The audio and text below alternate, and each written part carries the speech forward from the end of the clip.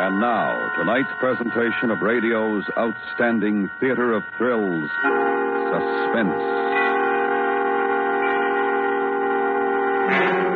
Tonight, we bring you a story of two men forced to live together in the frozen north. We call it A Study in Wax.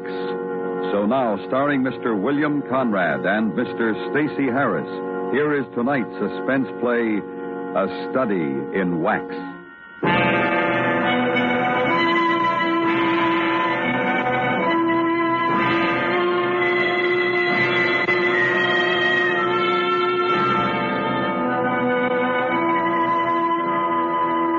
It was late October when the radio shack burned down.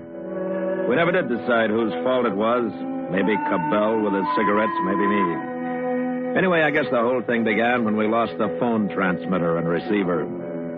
Cabell and I had been sent up to the Northwest Territory by the Canadian Geodetic Survey people. It was a long job, and the biggest part of it for Cabell was the loneliness. It wasn't that he was moody or anything like that. I think he wasn't used to being out of touch with people and things he was accustomed to in the cities. Now, I was the opposite. I kind of liked the loneliness. As a matter of fact, now that I think about it, we were a strange couple to hit it off the way we did. And when you got 7 months to spend alone with another man, well, you got to be sure of each other. And we thought we were. Until after the radio was gone. That day it burned, we stood in the snow watching the embers glowing and the wisps of smoke rising into the cold sky. It's gone. Well, we still got the code sender, just in case. I'm going to miss the programs, though, and music. You know, I tell you, we could send a message to the base, if you like, and ask them to fly out another receiver. Huh? Oh, no. You know, McLeod. He'd boil, waste the money, probably take it out of our pay. We'd do without it. That's all right with me. Oh, well, you're a hardy soul. You know, I don't think you'd mind if you had to stay alone for 7 months. It'd be dull. I wouldn't have anybody to beat at chess. Say, Jack. Yeah? If it was my cigarette that burned the shack, I'm sorry. Ah, forget it. I may have done it myself. Forget it.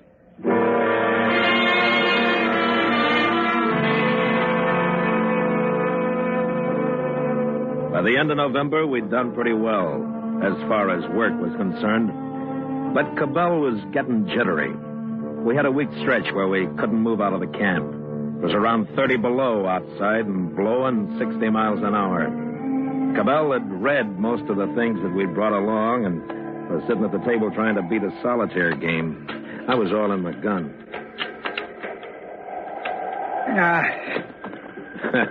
Now, the odds are against you every time. Don't I know it? Oh, how I wish this weather would ease off. Yeah, well. Hey, I got an idea. Now, what? What do you say we open our Christmas presents tonight? Our Christmas? It's November. I know, but I'll bet there'll be some books in there. I told my folks to pack some books. Oh, well, what'll you do when you finish them? Huh? I don't know, but I got to do something. I wish we had the radio. Look, we can send a message. If McLeod wants to cut our heads off for burning up his property, he'll have to come up here to do it. If not, well, maybe he'll be feeling good and send it. No, it's worth a try. It's not you, Jack. We talk and play chess, and it's swell, but I just miss the outside. I feel... Yeah, I know. Okay, how would this sound? Radio shack burned to ground. Can you send new receiver? Have only small set on fixed channel. Well, couldn't you say emergency? Oh, that'd go over big with McLeod. We miss Canadian and U.S. mystery shows, must continue to hear them in order to keep up our work. We better leave it as it is. All right.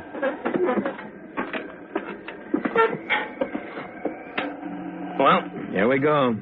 Oh, McLeod's gonna love this.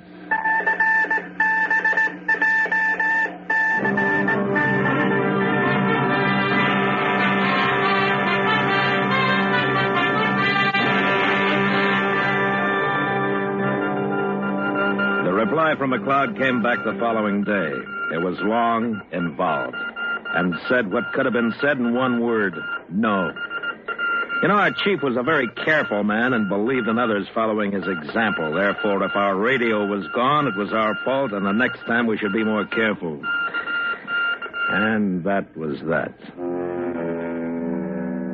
The weather let up a bit, and we got some work done. It was still terribly cold, but it didn't bother us now that the wind had gone. I noticed that Cabell was much quieter after our request for the radio had been turned on. And I began to get a feeling as though he blamed me for it. So a week before Christmas, we'd just finished supper. I said, Larry, about those Christmas presents. What about them? What do you say we open them, huh? Well, I thought you didn't want to until Christmas. Well, I've changed my mind. Oh? What's the matter? You trying to be nice to me? I can take this as well as you can, you know. I don't need you feeling sorry for me. I'm not sorry. I don't give a good stink one way or the other. I'm just saying if you want to open the packages now, it's all right with me. They're yours. It's not my business. Oh, forget it. Do what you want to do. Will you open yours up, too? Sure. Okay. He got a hammer and started to pry open the case. Our families and friends had done their shopping in August, and we'd put their gifts together in the case. And at the sight of those colorful wrappings, Cabell began to smile. He was back in touch again. They were little things, but a label, a scratch of handwriting, the feel of something different was blotting out his loneliness, that great far coldness outside. Come on over. Okay. It doesn't feel like books. They wouldn't pack them like this, would they? I don't mind. Hey, look! Hey, look what we got! Well, what is it? It's a phonograph. Here, I'll take it. And there's a whole stack of records. There must be... Oh, of all the lousy, crummy luck. What's the matter? Look, they're broken. Oh, that's a shame. All of them? No, wait a minute. There's one. There's two of them, okay? Oh, that's good. Listen to this, will you? A variety of bugle calls. What? No, I mean it. A variety of bugle calls. Look, it belonged to my father. I remember him playing it for me when I was a kid. Oh, well, what's the other one? Oh, that's great. Saber Dance, Catch a Train. It's one of my favorites. Oh. No Les Brown or anything like that, huh? No, just the... Oh, that's right, I forgot you. You don't much like classical music, do you? No, not much. Oh, that's okay. Come on. Let's take a listen to that bugle call thing, huh? That ought to be something. Okay. Oh, wait till I tell my sister about that fancy packing job of hers. I've heard that one 1,000 times. Oh, those good old Army days. No, really hear the next one. They got a lot of laughs out of the old record. Played it a couple of times and then had a couple of drinks. You know, I tell you, that phonograph, even with only 2 records, it made a lot of difference to us. The strain seemed to be gone. Then Cabell put on his Saber Dance and got lost in it. Well, to me, it wasn't much. It was all cluttered up with a lot of noise that hurt your ears. He must have played it a half a dozen times while we unwrapped the rest of the things. There were a lot of books and magazines, and that was good. Well, I figured we could stretch him out for at least 3 months, which would take us into March. But the next day turned bad again. A blizzard came down. And we stayed inside until the day after Christmas. And Cabell, he was like a kid. He smoked cigars, drank brandy, listened to his record, and read. In 10 days, he'd read every single thing. And then he had nothing to do but listen to his record.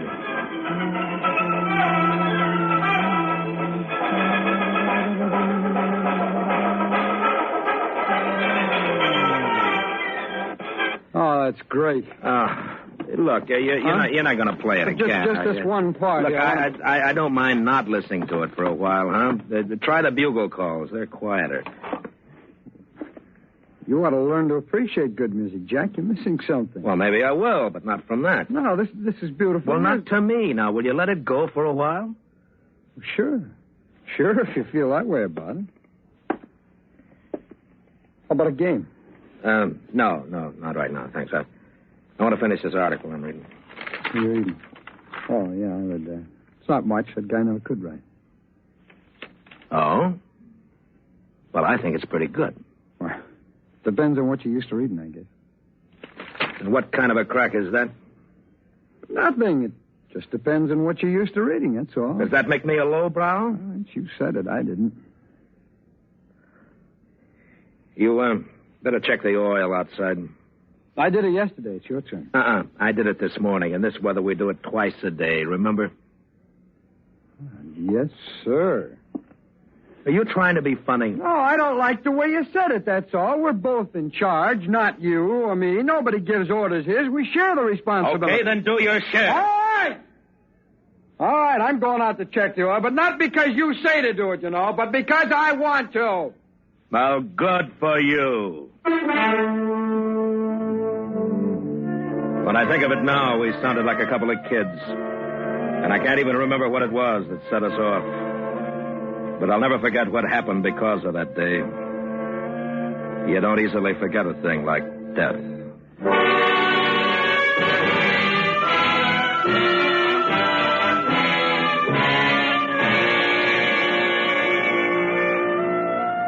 You are listening to A Study in Wax, tonight's presentation in radio's outstanding theater of thrills, Suspense.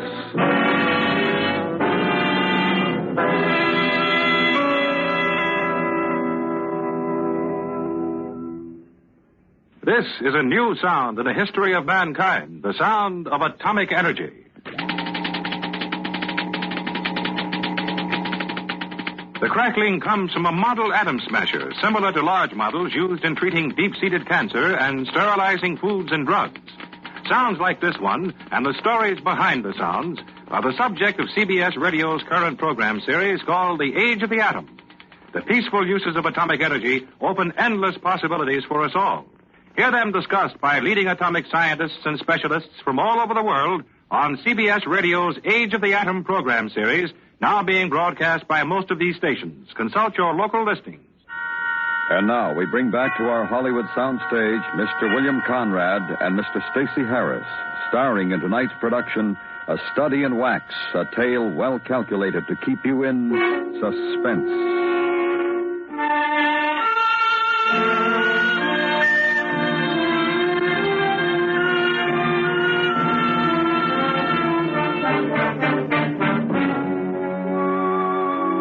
Cabell and I didn't talk to each other for the next few days. Not the way we used to, I mean. Just conversation that was necessary to do our work, and that was it. He didn't play his record, either. New Year's Eve day, we got a couple of messages through in code from our families, and I guess we both felt pretty bad. Cabell was trimming the oil stove when I decided to try to make things up.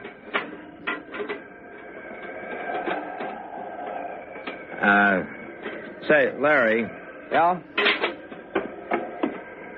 Look, about that business the other night, I'm sorry. It's my fault. We were both kind of silly, you know? Yeah. Probably just as well we had to bust up then. There's still 3 months to go. 3 long months before the ship comes back. Yeah, no. Oh, well, thanks for not playing the record. It's okay. Oh, I wish that wind had stopped. It gets on my nerves. You know, I got something good for that. Oh, what's that? Something to toast the new year. Champagne! Yeah. Hey, what an idea. That's wonderful, Jack. We'll stick him outside for a couple of minutes and cool him off. Here, give it to me. I'll do it.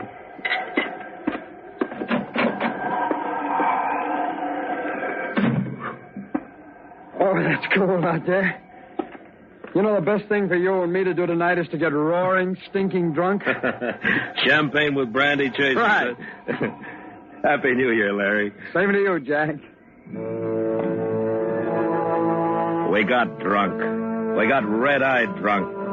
And we talked about women and ourselves and our dreams. And it was sloppy and it was great. The kind of haze you get when it doesn't matter and you're feeling good about everything. It was fine. Until Cabell decided it was time to hear some music. Jack, I want you to really listen to this. Really listen. That's Cacciatore. Now, he makes them all look sick with this stuff. Now, I want you to listen to it. No, I don't want to hear that thing. Now, don't put it on for me. I don't want to hear I know, it. but if you just listen once, give it a chance. So you never listen now. Come on. There. See the rhythm? Hey, that's great. That's great music. That's really great. Now, listen, will you? music's a lot of noise. Shut up. You're not listening. Don't tell me to shut up. Look, you don't understand good music. That's what's the matter with you. You just don't understand. I understand. I don't want to listen to that. Well, I want to hear it. Now, don't take it off, Jack. Look, you take your hands off me or you're going to get hurt. Just stay away from the machine, Jack. You hear? Get out Just of my come way. on. Hey, don't get pushy, friend, huh? No.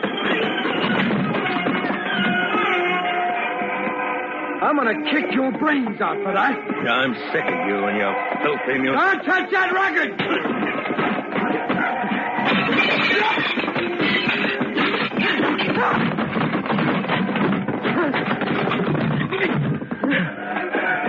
Now, you take a good listen. Because you're not going to hear any more of this again. Not as long as I'm here. Put it down, Jack. I mean it. Now put it down or I'll shoot you. Put it down. If you don't, I'll shoot you. Now put the record down. I got sober. I might never have had a drink. I was so sober. Cabell had reached up for one of the holsters that hung near the door, and he wobbled to his feet, the gun held tightly in his hand. There was blood running out of his mouth and down his chin. I just stood there, and I put the record down on the turntable. You were going to break, weren't you? Weren't you? Yeah. Yeah. Well, I knew you were. Just because it gives me pleasure to listen to it, and you don't like that. Well, I want to listen to it, and you don't. All right? You get outside. You're crazy, Cabell. Go on. I'll kill you if I don't. Now get outside. It's 40 below out there. I'd freeze I don't care. It'll do you good. Now go on. Get outside. All right, let me get my things. No. Listen to me. You're drunk. You don't know what you're Open doing. that door. You hear me? Now go on. Open it. Now go on out. Larry! Let me in, Larry! Do you hear me? Let me in, Larry! And inside, I thought I heard the music again. He was crazy. Crazy drunk. I went around to the back trying to get away from the wind, but it wasn't any good. There wasn't anywhere to get away from it. I've seen what happened to men caught out in the open this way, and I knew how quickly it could happen. So I ran, and I jumped. Anything to keep moving. And all the time, I couldn't believe it was happening. I don't know how much time went on. Maybe it was a minute. Maybe it was 10. I heard him calling. Then through the flurries of powdered snow blowing off the roof, I saw Cabell standing in the doorway. And I saw the gun still in his hand, hanging by his side. Jack!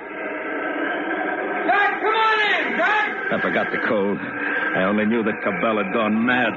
He was going to kill me. Somehow I had to get him away from the cabin, get him outside where I'd have a chance. I waited for a minute and then... Larry! Larry, over here, Larry! Jack! Over here! I knew he'd heard me, and I saw him move out from the doorway. Where? Do you hear me? Where? Over this way! Here! And I moved back behind the hummock. I thought I might be able to make a wide circle and then double back to the cabin before he knew what was happening. I can't hear you, Jack! Jack, are you hurt? Where are you? Larry! Larry! And the wind burned my eyes so that I couldn't see. And I tripped and fell, and my hands bare didn't feel the coldness of snow any longer. Jack! Jack, can you hear me? I'm over here! He must have seen me. Jack! He was closer now, close enough to shoot. And I tried to run, stumbling, falling. And then it was easier. I was going downhill, but he was behind me. Jack! Jack, come on! And then there was something different in the feel of the ground under me. It wasn't ground anymore. Not snow. It was ice. I'd reached the shore, and I was going out into the frozen sea. I began to imagine I could feel the movement of the sea under me. And suddenly it didn't matter anymore. I didn't care. I couldn't run. I wanted to lie down. Jack, take it easy. It's all right. Jack, it's going to be all right. You don't have to be afraid. Look, you can have the gun you want. Jack! When it happened, Cabell was no more than 8 feet away from me. I just lay there, watching, waiting for him to shoot. And the dark ribbon that split the ice grew wider and wider. Jack! A semicircle of ice had cracked away. It wasn't very big, and it was drifting out away and away. And the ribbon was no longer a ribbon. And in that moment, I knew that he hadn't wanted to kill me. I'd been wrong. Jump! Larry, jump in and swim! Now, come on, you can make it. Come on, Larry. I can't swim. Come on.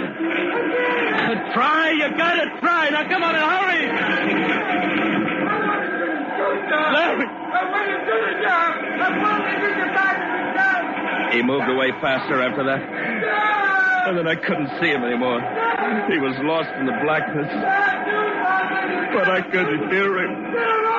Oh, Lord, I couldn't hear him. I don't want to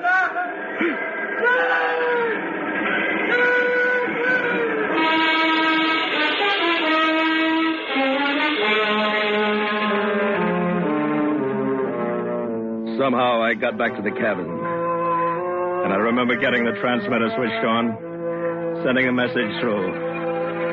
I got the flashlight and my furs on. I don't know how long I was down there on the ice, shouting, looking. But I knew he was gone. I'd never see him again. But in the gray morning, the planes came. And for 2 days, they searched until the weather forced them back. And that was all. They flew me back to the hospital. Maybe I'll lose my hands. Maybe not. They're not sure yet. Doesn't matter anyway.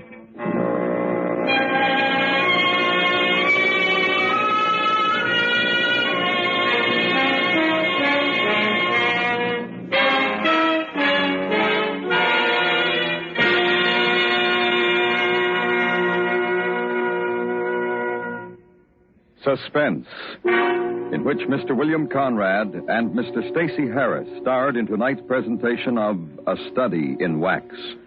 Next week, the story of a man who found that murder was not the only way out of his problem. We call it The Beetle and Mr. Bottle. That's next week on Suspense.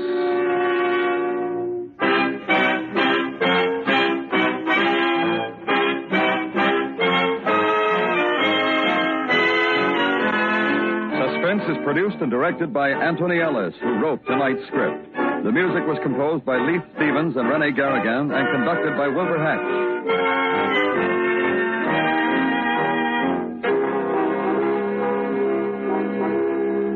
Listen while you work. Perry Mason is here on the CBS Radio Network.